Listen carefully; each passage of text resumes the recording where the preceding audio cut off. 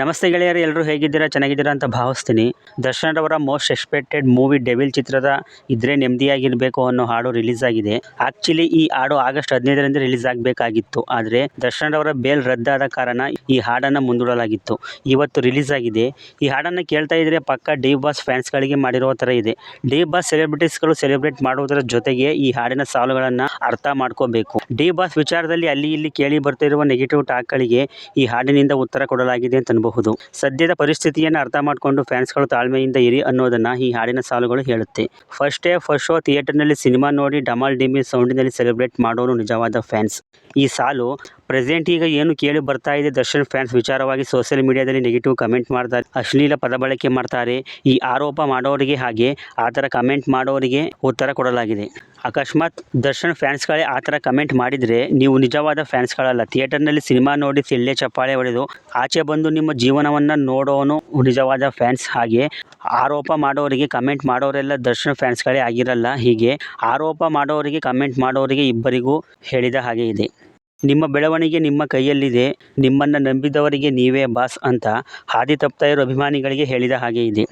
ಅಕ್ಕಪಕ್ಕದವರ ಮಾತು ಕೇಳಿ ಅಡ್ರೆಸ್ ಇಲ್ದಂಗೆ ಆಗೋಗಬೇಡಿ, ಅಂದರೆ ಬೇರೆಯವರ ಮಾತಿಗೆ ತಲೆ ಕೆಡಿಸ್ಕೋಬೇಡಿ, ಟ್ರಿಗರ್ ಆಗಬೇಡಿ ಅಂತ ಹೇಳಿದ್ದಾರೆ. ನಮಗೆ ಬೇಡ ಬೇರೆಯವ್ರ ಕತೆ ಪುರಾಣ, ಒಳ್ಳೆ ಕಾಲ ಬರುತ್ತೆ, ಎಲ್ಲರೂ ಕಾಯೋಣ. ಈ ಸಾಲುಗಳೆಲ್ಲ ಅಭಿಮಾನಿಗಳಿಗೆ ಹೇಳಿದ ಹಾಗೆ ಇದೆ. ದರ್ಶನ್ ಅವರು ನೇರ ಮಾತಾಡ್ತಾರೆ. ಆ ಕಾರಣಕ್ಕಾಗಿಯೇ ಹಲವು ವಿವಾದಗಳಿಗೆ ಗುರಿಯಾಗ್ತಾರೆ.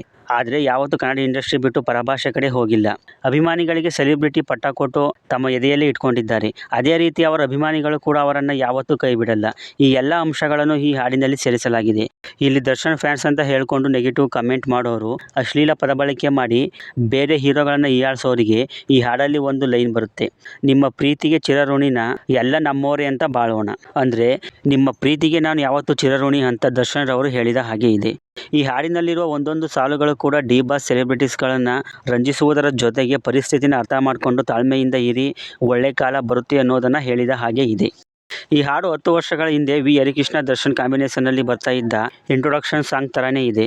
ಅನಿರುದ್ಧ್ ಶಾಸ್ತ್ರಿ ಅನ್ನೋರು ಬರೆದಿರುವ ಹಾಡಿಗೆ ಬಿ ಹಜನೇಶ್ ಲೋಕನಾಥ್ ಅವರು ಅದ್ಭುತವಾಗಿ ಸಂಗೀತ ಸಂಯೋಜನೆ ಮಾಡಿದ್ದಾರೆ. ದೀಪಕ್ ಬ್ಲೂ ಅನ್ನೋರು ಈ ಹಾಡನ್ನು ಹಾಡಿದ್ದಾರೆ. ಈ ಹಾಡನ್ನು ಸೆಟ್ ಹಾಕಿ ಚಿತ್ರೀಕರಿಸಲಾಗಿದೆ ಅನ್ನೋದು ಗೊತ್ತಾಗುತ್ತೆ. ಹಾಗೆ ದರ್ಶನ್ ಅವರ ಲುಕ್ ಕೂಡ ಚೆನ್ನಾಗಿ ಇದೆ. ಅವರ ರಾಬರ್ಟ್ ಸಿನಿಮಾದಲ್ಲಿ ಇದ್ದ ದರ್ಶನ್ ಇಲ್ಲಿ ಕಾಣ್ತಾರೆ.